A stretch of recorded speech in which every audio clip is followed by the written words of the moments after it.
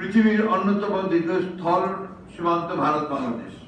একটি দেশের সার্বভৌমত্ব নিরাপত্তা সে দেশের প্রতিরক্ষা নীতির প্রথম প্রধান অগ্রাধিকার। সামরিক সরঞ্জাম উৎপাদন, প্রশিক্ষণ, সহায়তা বৃদ্ধি, সহযোগিতার বিষয় ভারত আমাদের ভবিষ্যতে আমাদের নিরাপত্তার সুসংহতকরণে বিরূপ প্রভাব ফেলবে মর্মে সামরিক বিশেষজ্ঞরা মনে করেন। পশ্চিমা গণমাধ্যম India Bangladesh boost defence ties to counterweight China এই শিরোনামে সংবাদ প্রকাশ করেছে।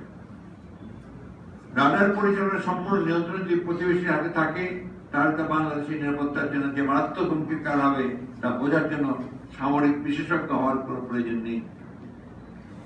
এদিকে 2022 সালের এক এমওইউতে উল্লিখিত ভারতীয় রোড ইনিশিয়েটিভের অংশ হিসেবে দিল্লি মেঘালয় প্রশস্ত সড়ক সংযোগ ও 11 কিলোমিটার ব্রহ্মপুত্র সেতু বিশেষ সামরিক পরিস্থিতিতে সমগ্র রংপুর বিভাগকে বাংলাদেশ থেকে বিচ্ছিন্ন করে ফেলতে পারে বলে সামরিক বিশেষজ্ঞরা আশঙ্কা করছেন।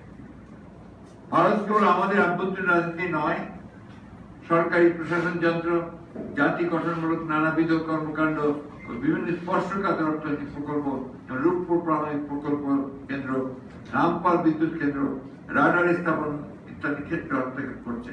এক্ষেত্রে আমাদের প্রতিরক্ষা ব্যবস্থাও ভারতীয় হস্তক্ষেপের সুযোগ সৃষ্টি হলে আমাদের সার্বভৌমত্ব মারাত্মক হুমকির মুখে পড়বে। যে সমুদ্র সম্পদের জন্য বাংলাদেশকে ভারতের বিরুদ্ধে আন্তর্জাতিক আদালতে যেতে হয়েছে, বাংলাদেশের সেই সমুদ্র সম্পদকে ভারতের হাতে তুলে দেওয়া হয়েছে। আকাশ সীমান্ত ভারতের হাতে তুলে দিতেই যৌথ স্যাটেলাইট নির্মাণের চুক্তি করা হয়েছে। প্রিয় সাংবাদিক বৃন্দ, আমাদের জন্য সবচেয়ে উদ্বেগের বিষয় হল তিস্তা চুক্তি প্রসঙ্গ। আগেই বলেছি, আমাদের এবারের সফরে তিস্তা নদীর পানি প্রবাহ বৃদ্ধি এজেন্ডাতে ছিল না, অথচ এটাই হওয়া ছিল সর্বোচ্চ অগ্রাধিকার। দীর্ঘদিন ধরে আমরা লক্ষ্য করছিলাম এই অনির্বাচিত সরকার তিস্তা প্রকল্প নিয়ে ভারত ও চীন উভয়ের সাথে ধোঁকাচুরি চলছে। সাম্প্রতিক কালের ডামি নির্বাচনে সমর্থন আদায়ের দূরভিসন্ধি থেকে সরকার তিস্তা প্রকল্পকে টোপ হিসেবে ব্যবহার করেছে। এই প্রকল্পে চীনের আগ্রহের কথা আমরা জানি। অপরদিকে ভারত নির্বাচনের পরপরই তার পররাষ্ট্র সচিবকে পাঠিয়ে জানিয়ে দেয় ভারত তিস্তা চুক্তি প্রকল্পে অংশগ্রহণ করতে চায়।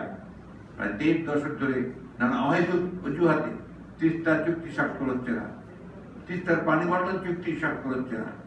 অপরদিকে উত্তরাঞ্চল মরুভূমিতে করে দেওয়ার উপক্রম 2011 সালে ভারতের তৎকালীন প্রধানমন্ত্রী ঢাকা সফরকালে তিস্তা চুক্তি হওয়ার কথা থাকলেও আজ পর্যন্ত তা বাস্তবায়ন হয়নি।